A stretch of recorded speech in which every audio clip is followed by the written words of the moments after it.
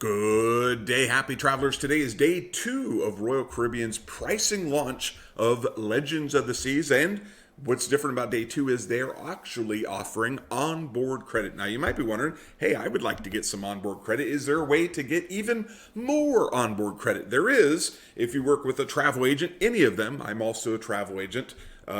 Whatever Royal Caribbean is offering, I also add on top of that if you book through, again, any travel agent. You don't have to. It's just free money. You can take it or leave it.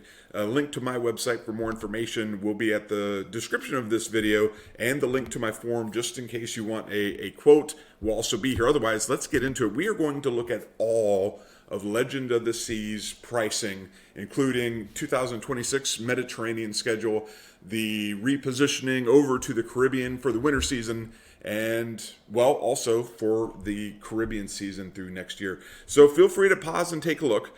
The prices that you see right here are per person, and the onboard credit that you observe here is per person as well, up to 2 people is what you will see. So it's $250 for a balcony, about $175 for a interior room. So that's the going rate. And if you get a suite, you can get even more onboard credit as well. And in case you're wondering, well, what would a travel agent offer on top of that?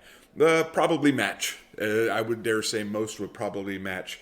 I would certainly consider that as well. So if you're thinking about it, $250 per room, that's $500. That is an excursion, maybe even a couple dozen pina coladas. So here is the first part. Again, take a look at the prices here. So the first one is selling very good out of Barcelona. Interior rooms are $2,400.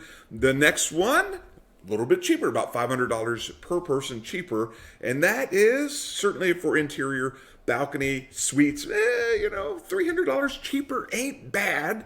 The price goes up again for the next route out of August 16th, goes up just a couple $100 more. But that first one is definitely taking a hit and is the most expensive. It even goes out of Rome, $2,200. Now, for me, the difference between Barcelona and Rome out of Atlanta is about $700 per person a flight. So I definitely am looking at this one out of Rome. After we do our Lure of the Seas out of Rome this year.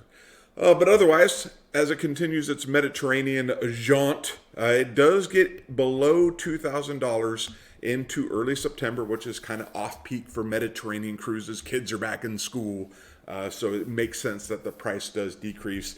And balconies approach the $2,000 mark, probably closer to $2,100, but nevertheless, under 2,000, under 2,100 anyway. Gets a little cheaper still as we approach mid-September, under 1,800, under 2,000 for a balcony. That continues to be the trend for the Barcelona sailings. Rome is about, $300-$400 more expensive on either side. The cheapest it gets down to is right before it begins. It's as it approaches its end of the Mediterranean season, 1,600 all the way down to the mid-16s for interior and 1,800 for a balcony. It looks like it's the cheapest that it gets until, well, that one out of Rome. That's a 3-day though. 3-day, it takes you from Rome to Barcelona. It'll drop you off there. So that's $1,000. But yeah, it's cheap, but a very expensive way to get from Rome to Barcelona, if anybody was to ask me. Then it does its 13 days, $2,000, 13 days on an Icon class ship. And into Ocean View 2064, 2,400 for a balcony, plus an onboard credit. And you'll probably use it for the 2 weeks, but that'll probably be the funnest 2 weeks. Let's take a look at where this bad boy stops. It stops in Alicante, Spain, Malaga, Spain, Seville, and then just a bunch of fun days at sea before it goes all the way to Fort Lauderdale. So it's not even going to stop in the West Indies. So, okay, so it does its repositioning. Then it arrives in Fort Lauderdale and starts doing, it does do a little 3-day jaunt to the Bahamas for $1,100 there. Then it starts doing alternating between the 8 days down to Aruba. We'll take a look at this one. Because this is actually one that I am seriously taking a look at. Whoops, apologies there. Scroll back down. Here we go. Southern Caribbean, 8 days. All right. So 2 fun days at sea, Curacao, Aruba, 2 fun days back then. Perfect day at Coco Cay. You got perfect days on the cruise ship, and then Coco Cay to wrap it up before you're back in Fort Lauderdale. So that's not a bad haul either. We continue our jaunt. If you're looking to go for Thanksgiving, the week of the 22nd, it's the 6-day cruise to Labadee and Falmouth. I'm not nothing against it. I did that itinerary for Christmas, and but going to Aruba and Curacao, now we are cooking with gas. Only been to Aruba and Bonaire, so Curacao is the missing link. You can take a look at the prices in between Thanksgiving and Christmas. They are a little cheaper before it gets to Christmas. Those 2 weeks around Christmas, the prices go up, I'd say about 60 to 75%.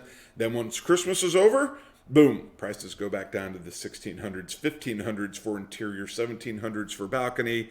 And that kind of is the trend between the 6 and 8 day. Little jaunt there until you start approaching spring break, when the prices jump from 2,000 and 1,400 to 2,400 to 1,700 respectively for the 6 and 8 day journeys. You can pause, take a look at the dates, and it all the way through the end of spring break. You can tell when the end of spring break is because it drops from 26 to 22 and 19 to 16. So hey, that's the price with the onboard credit.